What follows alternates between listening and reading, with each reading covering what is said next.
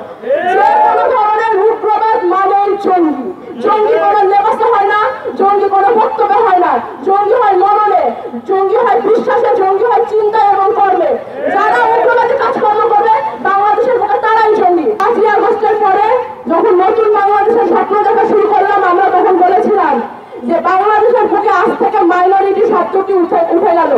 সংখ্যাগুরু সংখ্যালঘু বলে আর কিছু থাকবে না। এই জুলাই বিপ্লব যতটা আবু সাইদের ছিল ততটা হৃদয় তরুয়ার ছিল। এই জুলাই বিপ্লব যতটা নাম না জানা মাদ্রাসা ছাত্র ছিল, রিক্সা চালকের ছিল, ততটাই বাবার কোলে খেলতে থাকা রিয়া গোপেরও ছিল। এই জুলাই বিপ্লবে সমস্ত পেশার, সমস্ত ধর্মের, সমস্ত বিশ্বাসের মানুষের রক্ত ঝরেছে। সমস্ত বিশ্বাসের মানুষজন এখানে আন্দোলন করেছে, রাস্তায় নেমে এসেছে। সবাই এক বাক্যে স্লোগান দিয়েছে যে আমি আমার দেশের মাটি কারোর হাতে হতে দিব না। এই স্লোগানের পর, দেশের পতাকাকে এইভাবে আঁকড়ে ধরার পর বাংলাদেশের প্রত্যেকটি মানুষ ধর্ম, বর্ণ, মত, বিশ্বাস নির্বিশেষে দেশের সার্বভৌমত্বের জন্য কাজ করে যাবে। কখনো আর কোনো ষড়যন্ত্রকে আমরা সফল হতে দিতে পারবো না, আমরা দেব না।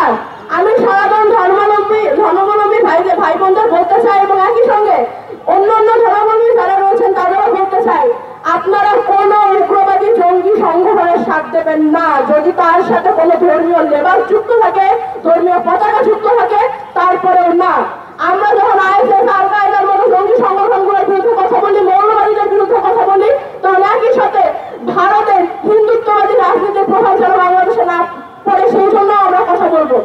যে কোনো ধরনের রূপপ্রবাদ মানেই জঙ্গি। জঙ্গি কোনো লেবাসে হয় না, জঙ্গি কোনো বক্তব্যে হয় না, জঙ্গি হয় মননে, জঙ্গি হয় বিশ্বাসে, জঙ্গি হয় চিন্তায় এবং কর্মে। যারা উগ্রবাদী কাজকর্ম করবে বাংলাদেশের বুকে তারাই জঙ্গি। আর মিডিয়ার ভাইরা আমার সামনে উপস্থিত আছে, আমি আপনাদের বলতে চাই, আপনাদের একটি শব্দ এদিক ওদিক করা, একটি বিরাম চিহ্ন এদিক ওদিক করার মাধ্যমে আপনারা ন্যারেটিভ পাল্টিয়ে দিতে পারেন। আমি না বলতে চাই, গতকাল থেকে ডেইলি স্টার এবং সময় টিভিকে আমি এই ধরনের কার্যকলাপ করতে দেখেছি। এখানে যদি থাকেন তাহলে আপনাদের বলতে চাই, আপনারা সর্বক্ষমতাময় নন, আপনারা জনগণের জবাবদিহিতার মধ্যে আছেন। আপনারা জনবিরোধী কর্মকাণ্ড টিআরপির জন্য করা বন্ধ করুন, নয়তো আপনাদের বিরুদ্ধে জনগণ ভীষণ। দেশের আপামর জনগণকে বলতে চাই, আমাদের হিন্দুত্ববাদী বাংলাদেশে যে প্রোপাগান্ডা চালানো হচ্ছে তার প্রথম শহীদ উগ্রবাদীদের হাতে শাহাদাত বরণকারী আমাদের ভাই সাইফুল আলিফ, আমাদের ভাইয়ের একটি পোস্ট 5ই আগস্টে করেছিল, ধর্মের ভেদাভেদ দিয়ে আর মানুষকে আলাদা করা যাবে না। তার লাশের সামনে দাঁড়িয়ে তার বাবা আমাদের জন্য আদেশ প্রেরণ করেছেন যেন আমরা শান্ত থাকি। উগ্রবাদীদের বলতে চাই, আমাদের ধৈর্য আমাদের দুর্বলতা না, আমাদের ধৈর্য আমাদের প্রস্তুতি। আপনারা আরো কঠোর মোকাবেলার জন্য প্রস্তুত থাকেন যদি না আপনারা এখনই পিছু হটেন।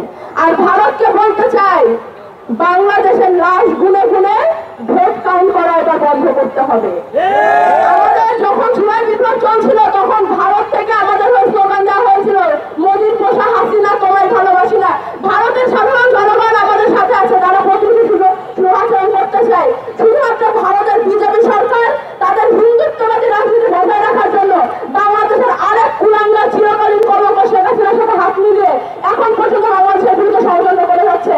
বাংলাদেশের পররাষ্ট্র মন্ত্রণালয়কে ধন্যবাদ, তারা দিল্লিকে সাফ জবাব দিয়ে দিয়েছে। বাংলাদেশের অভ্যন্তরীণ বিষয়ে আপনাদের নাক গলানোর দরকার নাই, নিজের চরকায় তেল দেন। বলতে চাই, আপনি নিজের গতি বাঁচান, বাংলাদেশ নিয়ে আপনাদের চিন্তা করা লাগবে না। একই সাথে আমি আমার বক্তব্য শেষ করছি শহীদ সাইফুল ভাইয়ের আত্মার শান্তি কামনা করে এবং একই সঙ্গে যে কোনো ধরনের ধর্মীয় উগ্রবাদী হামলার মধ্যে যতজন আহত হয়েছেন এই পর্যন্ত প্রত্যেকের সুস্থতা কামনা করছি। আর একই সঙ্গে শেষ করে সরকারকে বলতে চাই, আপনাদের উত্তর দেওয়ার সময় হয়েছে।